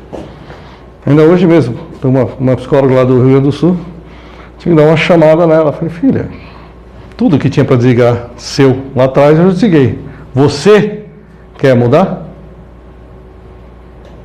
Você está reclamando que aos 55 anos de idade você mora com os pais, não tem namorado, que sua vida não anda, e você está fazendo o que na casa dos seus pais com 55 anos de idade, psicóloga formada há 30 anos, tem um consultório, que aliás é na garagem da casa do seu pai. Você quer sair daí? Não. Então, tu vai ficar preso aí, não vai mudar. Então, às vezes a pessoa vem procurar tratamento e fala, o seu problema é esse, mas ela não quer mudar. Eu vou lá e desligo todas as partes tristes, todas as partes com dependência química de alguém que bebe todo dia. Agora sobrou quem? O eu. Eu tirei todos os euzinhos, mas se o eu quiser beber, não tem quem impede. Ele quer se curar de verdade. Porque não adianta fazer uma terapia e desligar o passado se o presente não quer ser mudado. E quem manda neste corpo físico é o euzão, não é os euzinhos. Os euzinhos influenciam. Lembra quando vocês estavam na escola, que os amiguinhos chegavam a matar a aula? Você já está com o caderno embaixo do braço no meio da rua, para onde nós vamos? Você já matou a aula, você agiu por pura influência. Você não tomou decisão, não pensou, não raciocinou se podia estourar em falta ou não, se ia perder prova ou não. Você simplesmente agiu por influência. Então o que a gente faz nesse trabalho é tirar a influência, para que você sozinho consiga tomar uma decisão. Se você quiser matar a aula, você vai. Então primeiro você vai olhar se você não está estourando em falta, se não está estourando em nota. Se dá para ir ou não, e se você está afim ou não, você decide. Então, casos de patologias que eu estava falando que a gente pode tratar. Então tem dois casos que eu peguei aqui, um de arritmia cardíaca e um de tiroidite de Hashimoto. Então primeiro, paciente aqui, minha pilha está aí para o espaço, acho que eu vou trocar essa pilha aqui. 29 paradas por dia. 30, 40, 50. Então isso aqui é um exame de Holter de 24 horas. 5 anos a mesma coisa. Tomografia, ressonância, né? Não tem nada no coração. Tá bom, a gente foi lá, fez uma apometria, um acesso. 0. Nunca mais teve arritmia na vida. A arritmia estava naquela parte dela que tinha arritmia, não estava na atual. Numa determinada situação, alguém falou uma besteira, aquilo deu um choque nela, a hora que deu choque, abriu aquela frequência e disparou outra parte que tinha arritmia. Dali para frente ela passou a ter arritmia porque aquela outra parte ficou colada aqui no campo dela. Gerava arritmia nela. E esses aqui são os meus exames. Então, no dia 8 de fevereiro de 2018, a minha taxa de anticorpos estava 956. Aí eu fiz alguns trabalhos, e no mês 8 ela já tinha caído para as 553. Quando chegou em dezembro, foi quando a gente ganhou um upgrade nessas ferramentas. Tanto é que o curso 3, que foi agora de janeiro a maio, não teve nada a ver com o curso 2, que foi de agosto a novembro do ano passado. Porque a gente ganhou uns upgrades nas ferramentas para acelerar. Então lá atrás você vinha com um problema desse aqui. Eu ia fazer 5, 6 consultas até limpar toda a linha. Hoje numa consulta eu limpo meia dúzia de problemas ao mesmo tempo. Então, ou seja, o que eu fazia em 10 consultas eu faço em uma hoje. Acelerou muito o processo de tratamento com resultados. Aí quando chegou dezembro eu falei, preciso limpar essa linha toda porque em janeiro eu preciso fazer exame de novo. Aí eu fui lá, peguei essas ferramentas novas e falei, vamos limpar. Aí fui fazer o exame, caiu para 42,8. Que até os exames anteriores, a média, o limite era 60, né? Eu já estaria curado. A partir de janeiro eles passaram o limite para 35. Meu próximo exame é agora no meio do ano. Mas se você sai de 956 para 42,8, o seu organismo parou de combater a sua tireoide. A sua doença autoimune acabou. E, aliás, quando eu cheguei com esse exame aqui em janeiro para a médica, ela jogou os papéis na mesa e falou, para tudo. Foi o que você fez. Me conta. Ao contrário da outra médica, né? Que a pessoa falou, e aí, que eu falo para o médico agora? Eu falei, é verdade. Ela chegou lá, mandou repetir o exame do Holter para 5 dias e procurar um psiquiatra. Então, existem médicos e imbecis. E às vezes o médico fala, você tem câncer, você vai morrer, você acredita e você cria o câncer e morre. Então precisa parar de ouvir, né, gente estúpida no mercado, porque está cheio. Um cara que trata uma pessoa há 5 anos, você chega lá zerado, fala que está 1 mês sem uma arritmia, apresenta um exame zerado, o cara manda você procurar um psiquiatra. Essa médica aqui é uma senhorinha já. E ela falou, me conta tudo, o que você faz? Né? É isso. E ela falou, não é mesmo, estou vendo esse pessoal lá na USP, agora o reiki foi reconhecido, esses trabalhos estão funcionando, estão dando resultado, poxa, muito legal, não sei o que, me deu os parabéns, não sei o que, mas é isso. Então dá para acabar com uma doença autoimune? Dá, por quê? Porque a doença autoimune está lá atrás, não está aqui, não está nesse corpo. Fibromialgia. Historicamente, naquele baile de debutante, onde a filha mais velha do casal é vendida para um senhor entre 45 e 55 anos de idade, que trabalha no campo. Ele precisa de filhos homens para trabalhar no campo. Então aquela criança é vendida para lavar, passar, cozinhar e ser um depósito de esperma. Faz um filho atrás do outro. A filha mais velha vai ser vendida para pagar a aposentadoria deles. E a filha mais nova vai ficar cuidando dos mais velhos, com o dinheiro da aposentadoria. Não tem direito a se casar. Essa é a regra. Em alguns países e lugares ainda continua sendo assim. Os árabes ainda continuam vendendo pelo dote. Lá não tem INSS. Isso ajudasse muito. Aí você pode ter uma terceira experiência, porque você se recusava a casar com aquele ogro que queria comprar você para ficar usando. Aí você fugia de casa. Ia ser prostituta, porque você não tinha outra profissão na face da terra.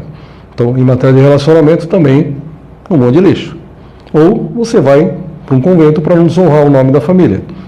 E como relação, fica lá sendo estuprado por um padre e tem um relacionamento de merda a vida toda.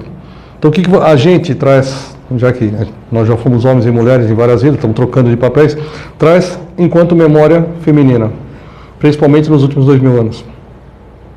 Lixo. E o maior abusador é o marido, que paga para usar. E aí se abrir a boca.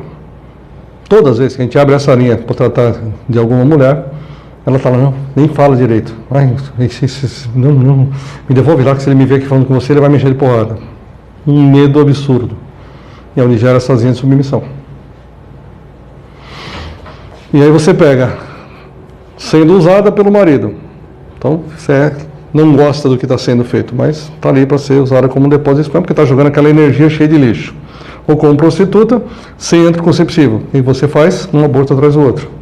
E aquela energia uterina vai ficando aquele lixo. Aquele monte de criança presa naquele teu útero, querendo desganar porque não pôde vir. E você chega nessa vida, tem uma energia densa, como era na minha tireoide, né? Fica aquele monte de energia presa aqui. Então, o meu organismo falou, tem uma energia estagnada aqui. Quem é o órgão responsável por essa região? A tireoide, destrói ela. Eu estou aqui com o útero cheio daquela energia densa. O que o organismo faz? Começa a destruir. Você vai gerar mioma, vai gerar problema, ou faz a fibromialgia. Ele gera uma capinha em volta e começa a esmagar aquele órgão para destruir ele. É isso que o organismo identifica. Então vamos lá. Isso aqui eu vou dar uma passada minha rápida, porque isso aqui é matéria do curso. Aliás, eu vou separar esse material depois, que é uma parte desse curso, para fazer um curso de fim de semana, porque esse material é muito interessante. Que é a estrutura monádica do universo, que é esclarecer o que somos, de onde viemos e o nosso propósito dentro do projeto Terra, já que Terra é um dos planetas com um projeto específico. Então, basicamente, a partir da criação de uma supramônada, com o DNA de algum ser criador, num ser outorgado, você junta energia escura universal e você cria uma supramônada dentro de uma unidade cocriacional. Então, existem vários berçários cocriacionais de supramônadas espalhados pelo universo. A partir desse momento, você vai adicionar um outro DNA e criar mônadas. E essas mônadas podem ser um Deus co-criador ou um logo solar. O logo solar são essas estrelas, como o nosso Sol, que é um ser que veio criado para abastecer o universo de energia. Ou um Deus co-criador. E como Deus co-criador, você faz o que você quiser. Então, aqui nós estamos falando de estruturas de 8D até 40D. Aí, a partir de uma mônada, você vai gerar o Eu Sou. E vai dividir isso com o propósito de um outro ser, que vai adicionar um outro DNA aqui, com um propósito e um fim específico. Esse eu sou vai gerar almas, quantas forem necessárias para atingir o propósito criado para esse eu sou. E cada alma dessa vai ter extensões de almas, quantas forem, cada uma em um planeta diferente, em um local diferente, para ter experiências. Então você hoje é uma extensãozinha de alma, que faz parte de uma alma, que faz parte de um eu sou, que faz parte de uma mônada, que faz parte de uma supramônada. O caminho da ascensão nada mais é do que você juntar tudo isso aqui, voltar até a sua alma, juntar tudo isso aqui, voltar até o seu eu sou, voltar até aqui a sua mônada e chegar até a supramônada. Quando você chegar na supramônada, eles te dão uma chave e falam: parabéns, toma aqui uma chave e vai lá e cria o teu universo agora. Você passa a ser um ser paradisíaco, e um ser paradisíaco ganha uma chave para criar um universo. Então, quantos universos existem? Milhões. E cada universo foi criado por um ser paradisíaco, que atingiu esse estado. Então, quando a gente fizer o caminho de volta todinho, a gente vai ganhar uma chave e falar: vai lá e cria o seu universo do jeito que você quiser. Experiências. Então, na criação modal, que elas são criadas nesses aglomerados cocriacionais. Então, extraída a matéria uma e monotial. Nós somos a parte mais densa, a energia monotial. Então, você vai pegar a energia primordial do universo e os seres que foram doando os seus DNAs e vão associando. Então, conforme você vai descendo naquela cadeia, você vai adicionando DNAs e mais energia, até você chegar, no núcleo de energia viva que recebe a sua fecundação, junto ao material genético do seu criador. A codificação do seu objetivo existencial, que varia de acordo com as necessidades do superuniverso a qual essa supramônada será destinada. Então depende para qual superuniverso, para qual universo você vai, você tem um destino. Então você é criado com um objetivo.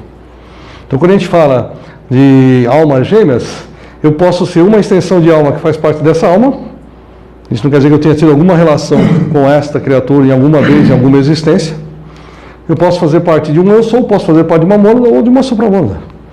Por isso que a gente tem afinidade com alguns e não com outros, mais com um ou menos com outros. Às vezes a afinidade é de alma mesmo, eu estou dentro de uma estrutura de alma. Então você veio de uma estrutura de Kuan Yin, você veio de Miguel Arcanjo, você veio do Hilarion. Então todos esses seres que têm essa assinatura energética têm um propósito diferente. Então você vai enxergar a vida de maneira diferente. Por isso que não dá para ser igual. Não tem duas criaturas iguais na face da Terra, porque cada um vai recebendo. E essas estruturas de alma, você chega aqui e encarna. E reencarna, reencarna, reencarna, e vai gerando fractais em cada encarnação dessa.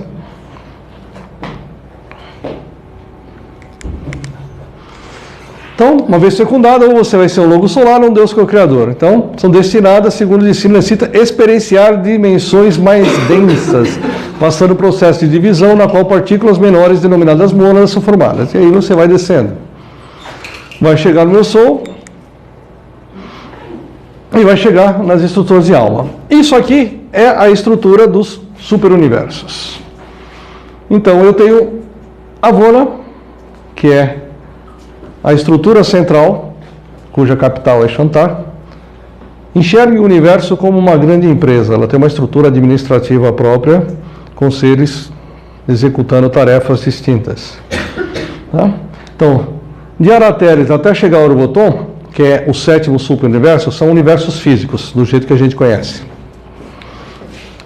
De Unana para frente, até chegar em Mikael, são universos sutis ainda. Eles não existem na fisicalidade.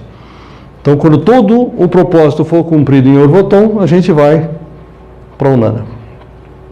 Então, é primordial a gente entender que, se nós fazemos parte do superuniverso de Orvoton, qual é a finalidade deste superuniverso? Lembra? As supramônadas são criadas para alimentar superuniversos. E cada superuniverso tem uma finalidade.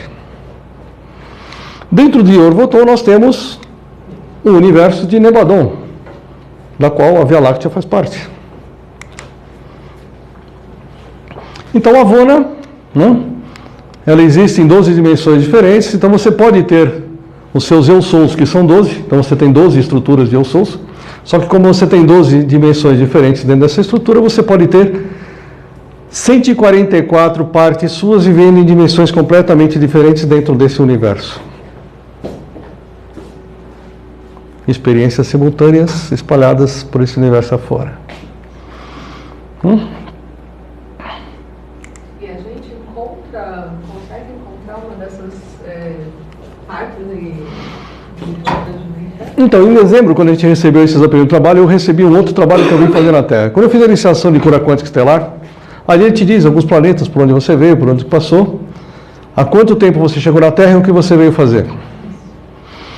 Então, a minha chegada foi mais ou menos há 638 mil anos. Eu vim com o grupo dos Elohins ajudar no desenvolvimento do genoma humano, essa raça humanoide que habita o planeta hoje, já que as outras anteriores foram destruídas. Aliás, no filme Matrix, no segundo filme, quando o Neo conversa com o arquiteto do sistema, ele diz: essa versão da Matrix está saindo de controle, como as outras 5.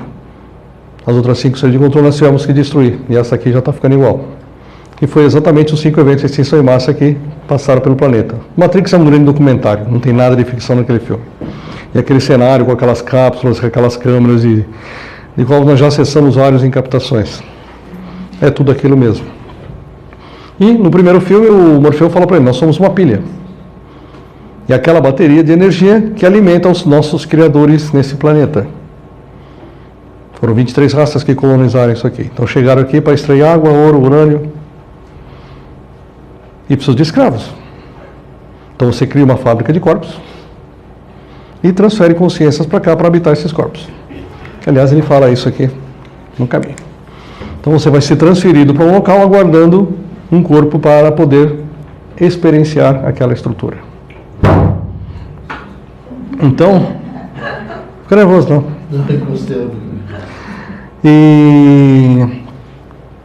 Então, no filme Avatar, mostra mais ou menos como foi a nossa chegada na Terra. É um outro documentário. Porque lá você vê pessoas de outro planeta chegando num local que tinham já uma estrutura. Só que ali não dava para respirar. Então eles montaram um laboratório, criaram avatares, que eram seres com o DNA daqueles seres que já viviam naquele planeta, sem consciência. Então você vê aquele monte de corpinho vazio ali. Aí você bota numa maquininha, bota o cara em criogenia, transfere a consciência dele para o avatar e o cara entra no planeta, consegue respirar, andar e se mover lá dentro. Foi isso que aconteceu com a gente na chegada na Terra. Ganhamos um avatar, e aí quando esse avatar morreu, nós fomos reencarnando aqui, estamos presos aqui até hoje. Então, dentro da minha estrutura, eu vim ajudar a desenvolver esta geração de humanos e fazer regaste de fractais de alma, que é o que eu continuo fazendo há 638 mil anos.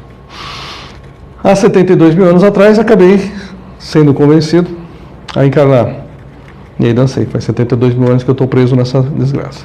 O que acontece? Lembra que as menininhas falaram? Eles perdem a conexão com o Eu Sou. Então aquela conexão do Eu Sou que eu mostrei aqui, dentro do projeto Terra original,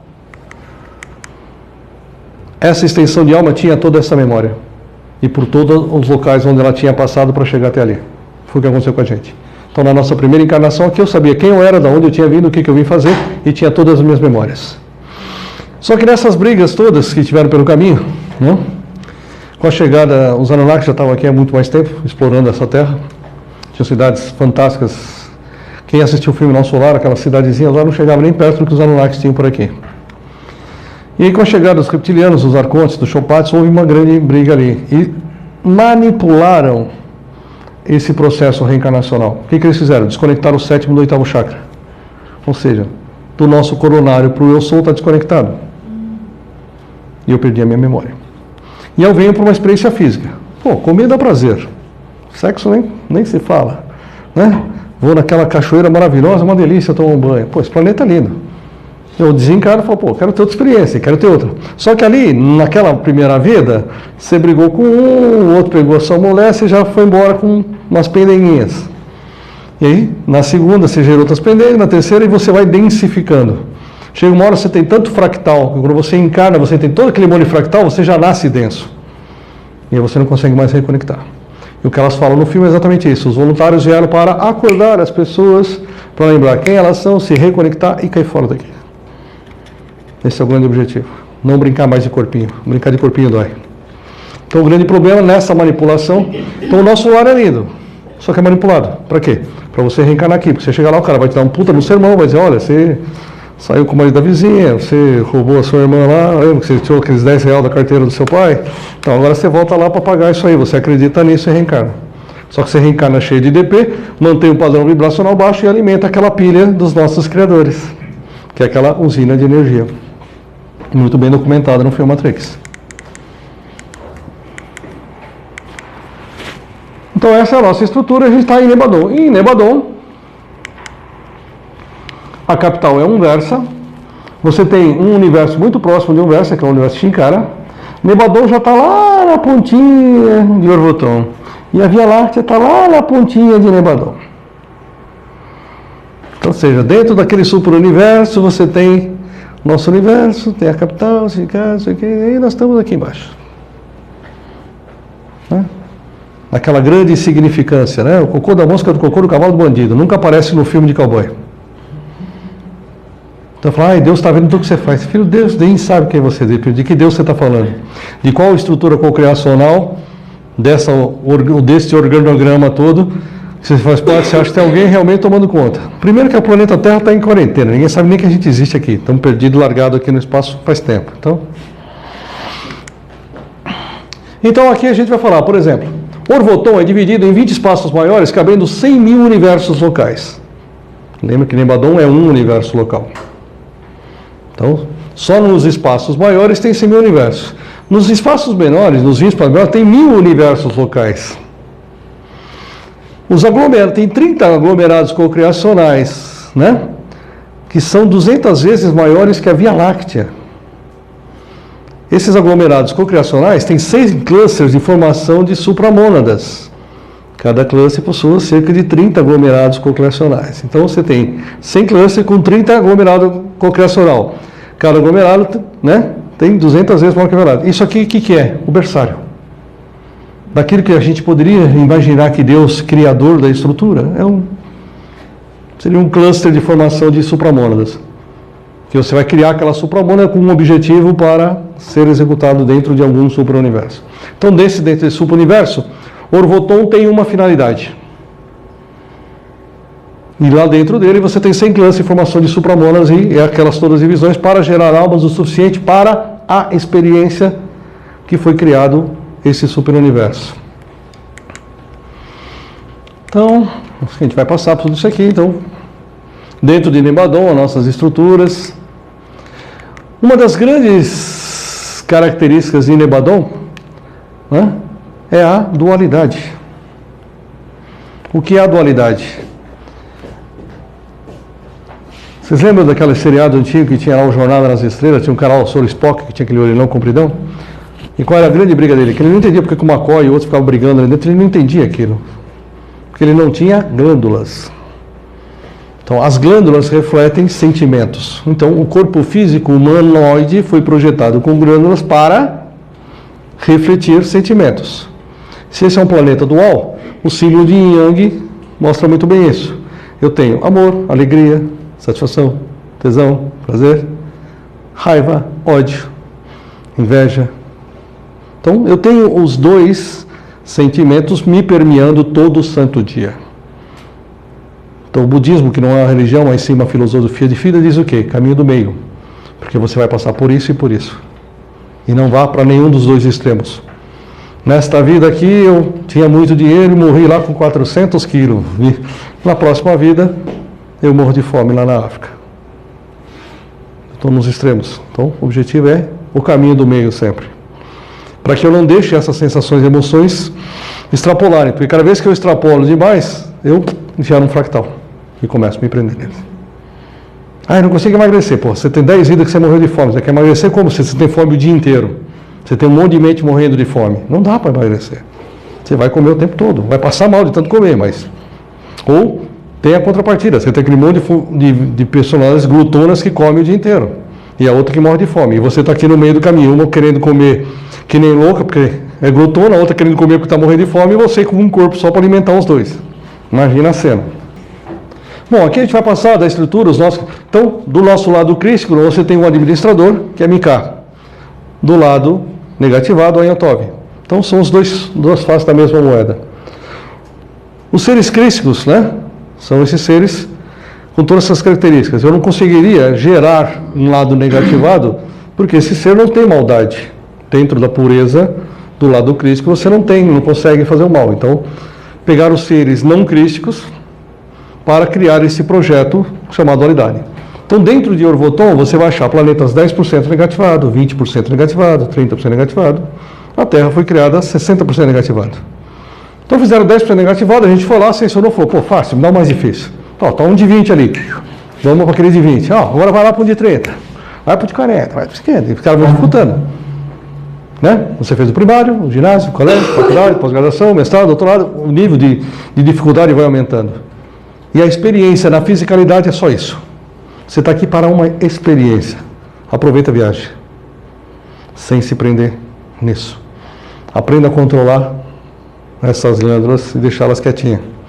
Todo mundo fala que o povo alemão é frio. Não, eles são os povos mais controlados que você tem. Que eles não... Né? Você viu o finlandês que corre na Fórmula 1, Mick Häkkinen? Né? O Raikkonen. Aí pegaram 12 fotos dele assim, botaram a mesma foto. Né? Ganhou a corrida, furou o pneu, bateu o carro, capotou, morreu o parceiro, a empresa faliu, ganhei o campeonato. E o cara não tem expressão nenhuma. É exatamente isso. Né? Esses seres mais nórdicos, naqueles países mais frios, têm esse controle. Os que são de sangue de origem latina, português, espanhol, italiano, é tudo no passional. Então é difícil você aprender a controlar tudo isso quando teu sangue é italiano. Mas tem italiano com espanhol, piorou. Então você precisa aprender a controlar isso. Não? Porque, na verdade, você traz o seu DNA cósmico, traz o seu DNA dessas histórias aqui e ainda herda DNA de pai e mãe para juntar no teu e fazer esse pacote chamado corpo humano. Então a gente está num planeta 60% negativado e tem que sair dele. Até virar uma supramônada, ganhar a chavinha e falar, agora vai lá criar o seu universo. Então a gente vai falar sobre Nebadon, toda a estrutura dela.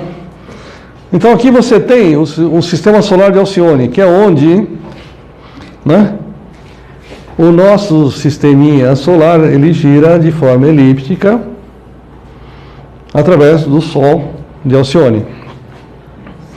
Esse período tem 10.800 anos, esse aqui 2.160 anos. Que é quando você atravessa o que eles chamam do cinturão de fótons, esse período aqui. Então agora, as meninas falam, em algum momento aumentou-se, eles passaram por uma zona do universo onde eles nunca tinham passado, né? E receberam um gradiente de energia. Se vocês acompanharem sobre a frequência Schumann, que era 18, tem batido picos de 150. Teu dia parece que durou 4 horas, e é assim mesmo. Está muito acelerado. Então o nosso corpo está sendo bombardeado de uma frequência muito acelerada. Então, essa inquietação, essa coisa toda está muito da própria frequência planetária.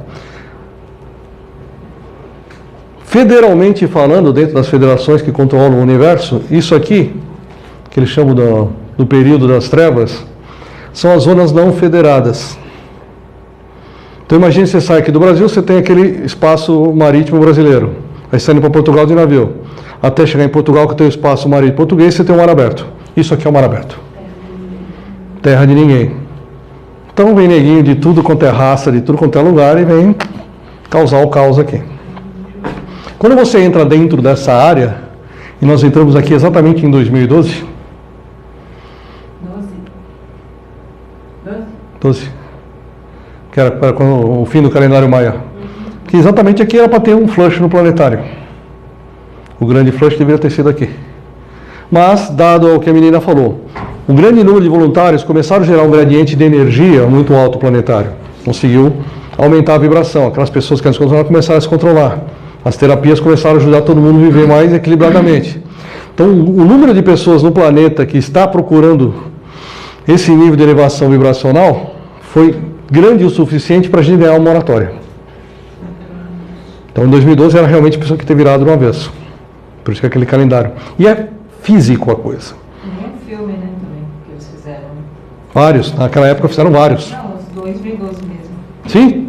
Então, mas ali teve aqueles outros que tinham os asteroides chegando na Terra. Não sei. Então, assim, todos eles naquela mesma época falavam exatamente disso, que é a grande limpa planetária. Como aconteceu em Atlântida, Lemúria, Mu. São os vários projetos, que aí é uma outra parte do curso que eu quero montar, que é o Projeto Terra.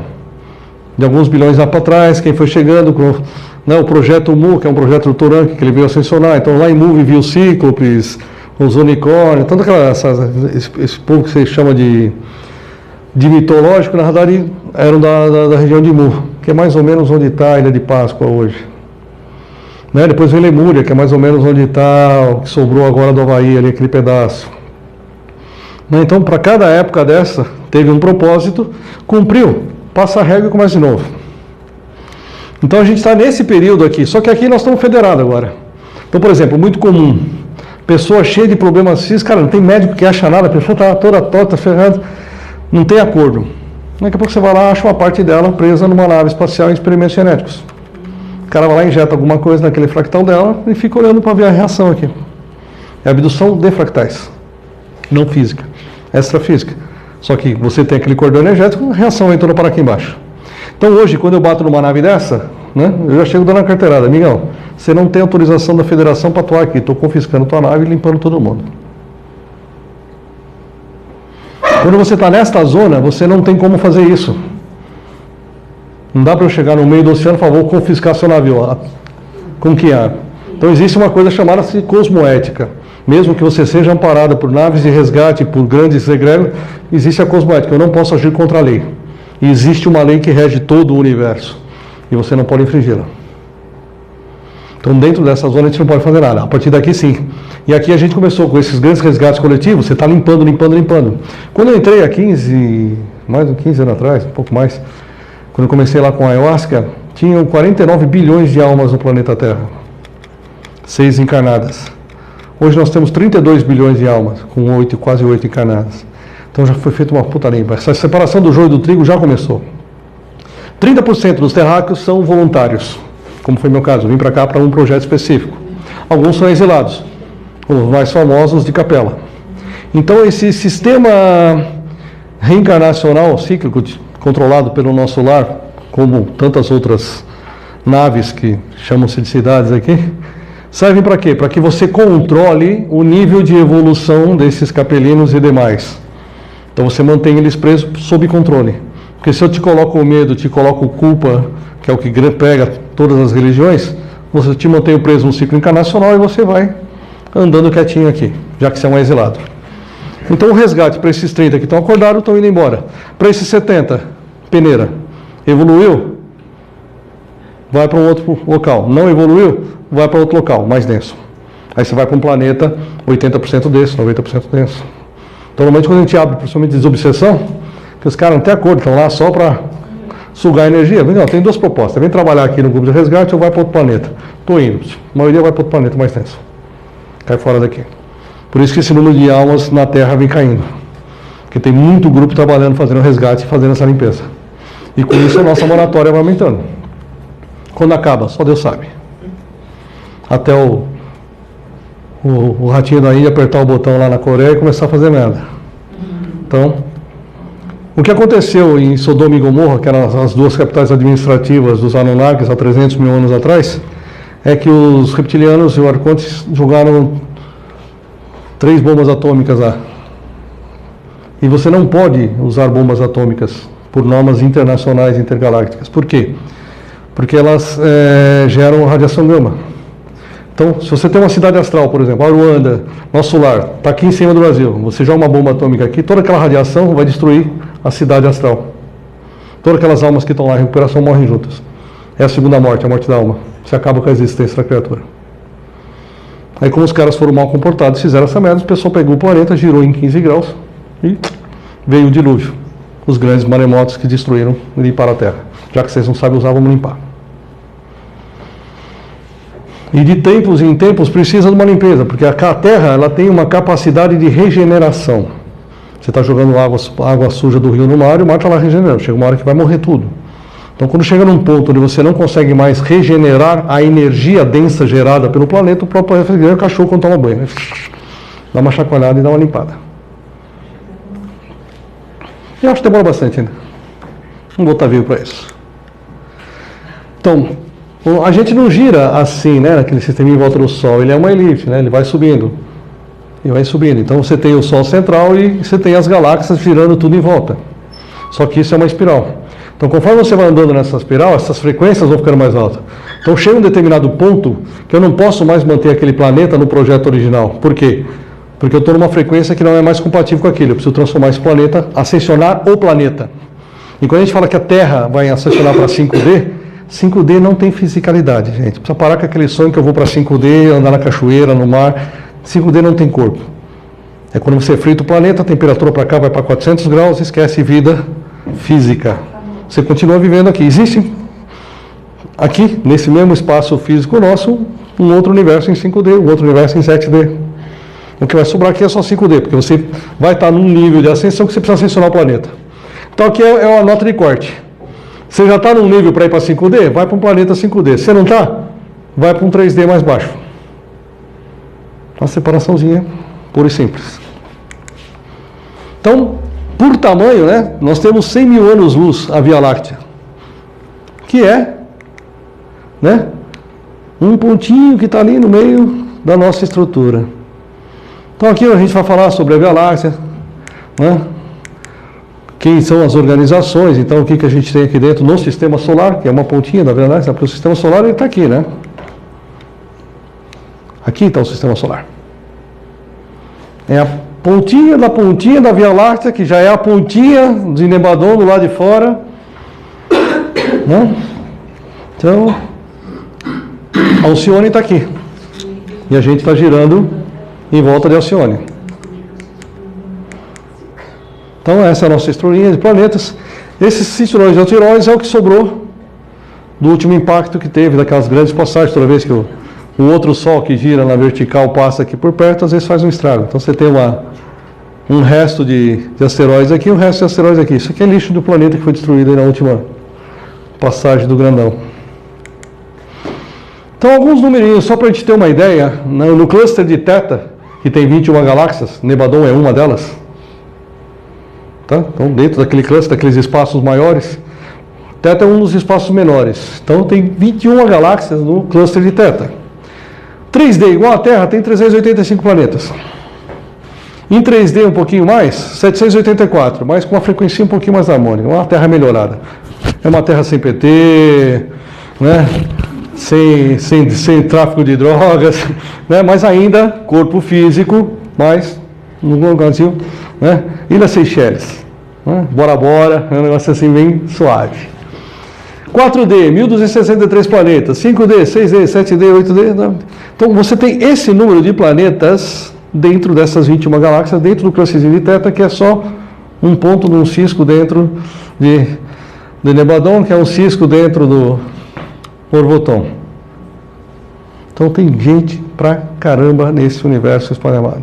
E partes, um dos nossos 143 partes estão espalhadas por esses universos em outras fisicalidades, com outros corpos. Então, quando eu vim para a Terra, eu deixei meu corpo em criogenia e vim ter uma experiência. Né? Quando você vai tendo as experiências, você tem tudo isso registrado no seu registro acástico. Quando você acaba a experiência aqui, você acorda o seu corpo com todas aquelas memórias. Como se você fosse dormir e acordasse com uma faculdade pronta. É isso. O meu corpo criogênico já está acordado. É bonitinho, tem uns 4,5 metros de altura. Alguém assistiu Alien, o Resgate? Aquele monstrinho do Alien, com aquele cabeção preto, aquela coisinha bonita. Esse é meu corpinho original. Então a gente fala às vezes, eu vi, esses filmes de ficção não tem nenhum de ficção. Aquela zona de comércio que tem no filme Guerra nas Estrelas, que o Han Solo, que os caras chegam para contratar o Han Solo, que tem aquele puta monte de bicho, os caras tocando, aquilo é real. São as câmeras de comércio. O pessoal que vem extrair ouro, urânio daqui, vai vendendo aquelas câmeras lá. Então os nossos exploradores fazem isso, né? Então aqui a gente chega no que é o curso. Eu passei rápido isso aí, porque isso é material do curso, a gente só para falar dessa estrutura toda aqui com o Projeto Terra é um fim de semana inteiro. Talvez eu vou fazer uma palestra depois só com aquele assunto, se couber, não sei se vai dar, senão vai ficar um curso de um dia para a gente debruçar em cima desse material todo, estrutura hierárquica e tudo mais. Então, para que serve esse curso? Para que esse curso foi criado? Com dois objetivos básicos. Primeiro, para quem está procurando uma nova terapia para, dentro da sua classe de terapia, ter mais ferramentas para trabalhar. Eu estou aqui aplicando o reiki e de repente eu vejo uma coisa estranha ali. Pô, é um obsessor, encaminha. Você não precisa dizer para o cara que está sendo atendido que você encaminhou o obsessor dele, mas você já faz o serviço completo. O teu reiki vai ficar melhor que o dos outros, o pessoal vai te procurar mais, mas... Né? Às vezes você está fazendo... Tem um pessoal que está do Tantra aqui no nosso grupo. Pô, você está ali tratando principalmente linha de abuso. Aí você está ali tratando, desdobra o cara, vê que tem uma puta linha de abuso atrás. Isso reflete na pessoa. O que você vai? Desliga aquela linha toda. Então o Tantra ficou melhor que o outro. Então ele pode ser mais uma ferramenta terapêutica. Ou como um tratamento. Porque aqui nós vamos discorrer sobre todo esse assunto que a gente correu aqui para falar, né? Durante 8 encontros, 8 horas por dia. 64 horas de informação. Então, como informação para a expansão de consciência de realmente o que nós somos, o que nós estamos fazendo aqui, você tem uma parte de informação, que são 2 horas do dia, e as outras 6 horas do dia é a parte prática. Então esse curso é 80% prático. Então cada um dos elementos do curso vai ser tratado durante o curso. Então no final do curso você vai ter 8 encontros de tratamento. Não tem como você ser outra pessoa no final do curso. Então se você vier só como uma terapia, você vai ter um tratamento, mais toda a parte de informação, que vai te ajudar a abrir um pouco a mente de entender tudo isso. Então a gente vai falar sobre apometria, desdobramento múltiplo, cura quanticelar, lembrando que isso aqui não é um curso de cura quanticelar, só o Rodrigo Romo pode dar esse curso. Aqui nós vamos falar exatamente sobre esse conceito, né, de não dogmas, não religião, nada nesse sentido. Ancoramento para os trabalhos, está cheio de reikiano morrendo de câncer. Por quê? Ele vai lá, mete a mão no lixo do cara e leva para casa. Mete a mão no lixo do cara e leva para casa. Então não dá para fazer nenhum trabalho, seja de terapia, psicólogo. O psicólogo está lá tratando o cara, deixando ele melhor. O cara tem um obsessor de vida passada. Fala, você está ajudando ele? Tá bom, vou ficar com você então. Então, ancoramento é tudo para qualquer trabalho, seja de terapia, de psicologia, de trabalho espiritual. Os tipos de obsessão, a origem estelar. Então aqui nós vamos falar um pouquinho desse planeta, que é mais ou menos essa última parte que eu estava falando aqui. Reorganização da nossa imagem original, nosso corpo de referência. Esse foi outro trabalho que eu recebi em dezembro, que veio junto com esse resgate fractal de alma.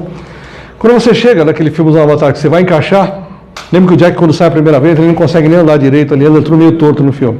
Então, às vezes, tem uma falha nessa chegada. E aí, naquela mente daquele primeiro corpo, fica alguns sentimentos. Ou, cheguei aqui como voluntário, eu olhei e falei, puta, que merda que eu vim fazer aqui. Vem aquele sentimento de eu quero ir embora, não pertenço a esse planeta de jeito nenhum. São sentimentos que estão na tua versão original. E a tua versão original, ela não está integrada no registro akáshico. Ela está lá para quê? Para que quando você...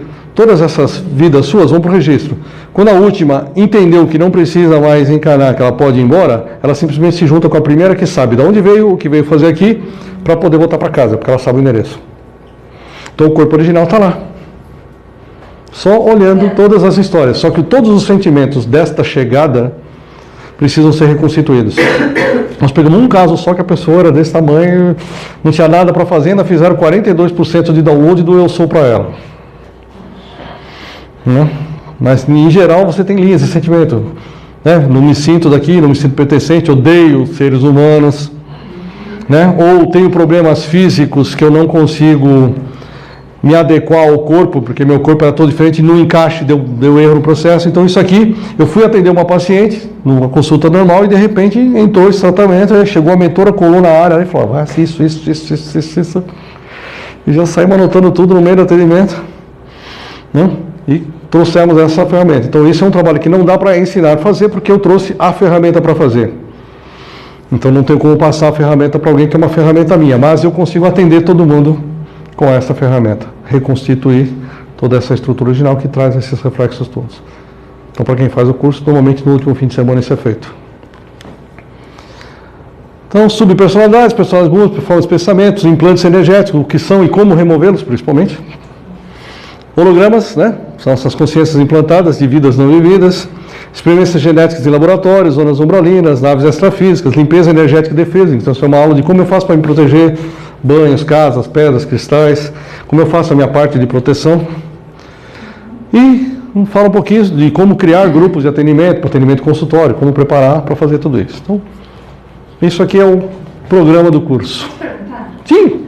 A maioria do pessoal de apometria, né, muitos lugares onde a gente vai, você só vai poder fazer apometria aqui, você não vai poder fazer em terapia, você não vai poder fazer na sua casa, porque tem uma egrégora. Como é que você lida com isso? Então, todo o pessoal... Quando você faz uma cura quântica estelar, por exemplo, você se liga à Ordem de Santa Esmeralda, que ela existe desde a criação de Orvoton. Então, o ancoramento é quando você chama todas as hierarquias para trabalhar. Posso trabalhar na minha casa, posso trabalhar em qualquer lugar. Eu chamei a hierarquia, eu estou trabalhando com ela. Em qualquer lugar? Tanto que nós vamos fazer um atendimento aqui para demonstrar como isso é feito. Eu já fiz um ancoramento, já chamei todo mundo, está todo mundo sentado. Aqui atrás, né, tem umas 4.000 pessoas assistindo essa palestra, que é para entender. São essas pessoas que estão desencarnadas. Então, quando você vai fazer palestras no astral, eles trazem exatamente para cá. Fica todos sentadinhos assistindo. Né? E o ancoramento já está feito, essa egrégora já está aqui para trabalhar. Se você vai aplicar reiki ou vai fazer apometria, eu fazia apometria com consciência quântica. Chegava lá, limpava a sala, sei lá quem que atendeu antes de mim, deixou o lixo lá dentro, limpava a sala e... É só medo mesmo. Medo. Ignorância, na realidade. Quando você não sabe como lidar com aquilo, então, se você começar a bater papo com o médium de centro, às vezes você vai tomar um passe. O cara abre a frequência assim, ele olha, tem um reptiliano, 3,5 metros com uma arma a laser na mão. Você vai mexer aí? Não. Ele fala, não. Tô indo. Dá um passezinho e fala, não, pode ir, filho, tá limpo. Se ele contar isso para alguém no centro, vão chamar de louco. Ele vai meter a mão nisso? Não.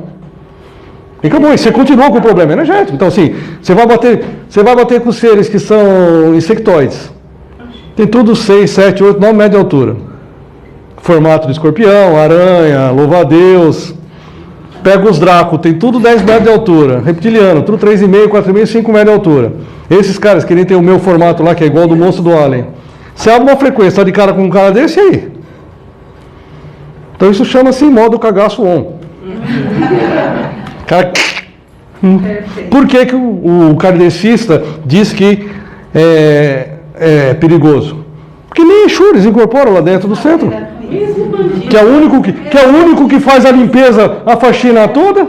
Mas mesmo o bandista também trabalha no modo cadastro. Então, mas o grande problema é que a Umbanda está presa dentro de dogmas e religiões. Por isso que eu estendi esse trabalho de apometria para a cura quântica até aqui. Porque aqui você desliga de dogmas. Cara, nós somos seres estelares. Tem 23 raças que criou esse planeta. Está cheio de gente intraterrena. Em submarina, cidade submarina. Pô, está cheio de gente habitando esse planeta. Agora, não dá para ficar preso no nosso lar de 2000 anos para cá. Abre um pouquinho aqui, senão você não sai disso. Vai ficar encarnando aqui o resto da vida. Não sai desse, mais ou menos. Eu vou no centro do Amapaz? Vou, mas eu só não vou seguir aquele dogma e ficar preso naquilo. Não tem jeito. Precisa abrir um pouco mais a mente de entender o que nós somos mesmo, o que nós estamos fazendo aqui. Você vai no centro, toma passe, faz a apometria, e não resolve. Por quê? Cara, vai na raiz o problema. Então não é um curso de cura quântica, isso aqui só o Rodrigo pode dar, a gente vai usar as técnicas. Não? No fim do curso a gente vai ter a recomposição do curso, do corpo original. São 20% teóricas, 80% práticas, né? Material, 10 vagas só para esse curso. As datas, de 31 de agosto até o dia 10 de novembro, são 70 dias. Apesar de ser 4 meses, ele está em 4 meses, mas ele vai dar 70 dias de intervalo para esse curso. Então, para quem procura só como uma terapia, em 70 dias sai zerado. Ou pelo menos muito mais adiantado. Não? Quem quiser, por exemplo, olha, não sou terapeuta e também não, mas queria fazer algo de útil, uma doação. Quem fizer o curso, quiser participar do grupo de estudos, né? A gente se reúne o terceiro domingo do mês para fazer esse atendimento social e para o universo. Então, quem quiser procurar uma ferramenta para doação, tem uma ótima oportunidade. E quinta sim, quinta não, a gente se reúne aqui para tratar os doadores. Então, é um tratamento ad eterno. Então, faz 3 anos e meio. Nem todo mundo tem alguma coisa para tratar, porque depois de 3 anos e meio, que tem gente que está aqui há 3 anos e meio, chega quinta-feira aqui, está zerado. Né? No começo, obviamente, é mais normal, mas durante o curso, eu convido os alunos para Se quiser frequentar o curso, vim aqui às quintas-feiras, então vai ganhar atendimentos extras, que a gente vai tratar vocês nas quintas-feiras que vocês aparecerem.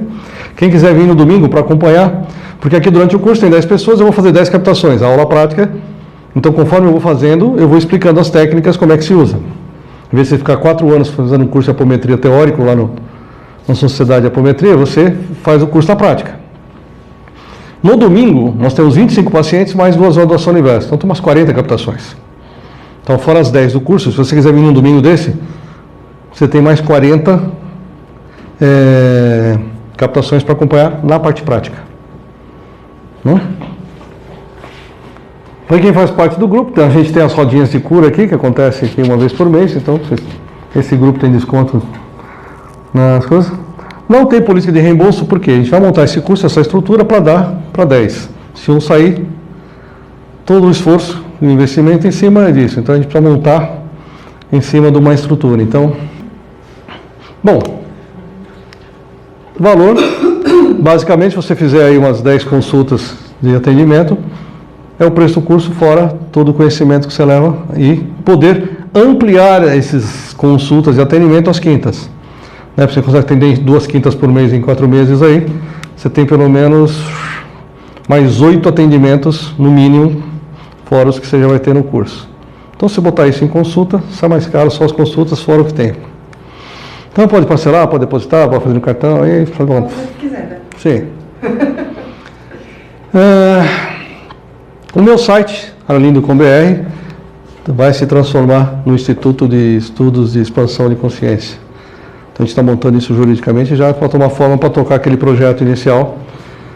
Então, agora está se transformando num instituto já.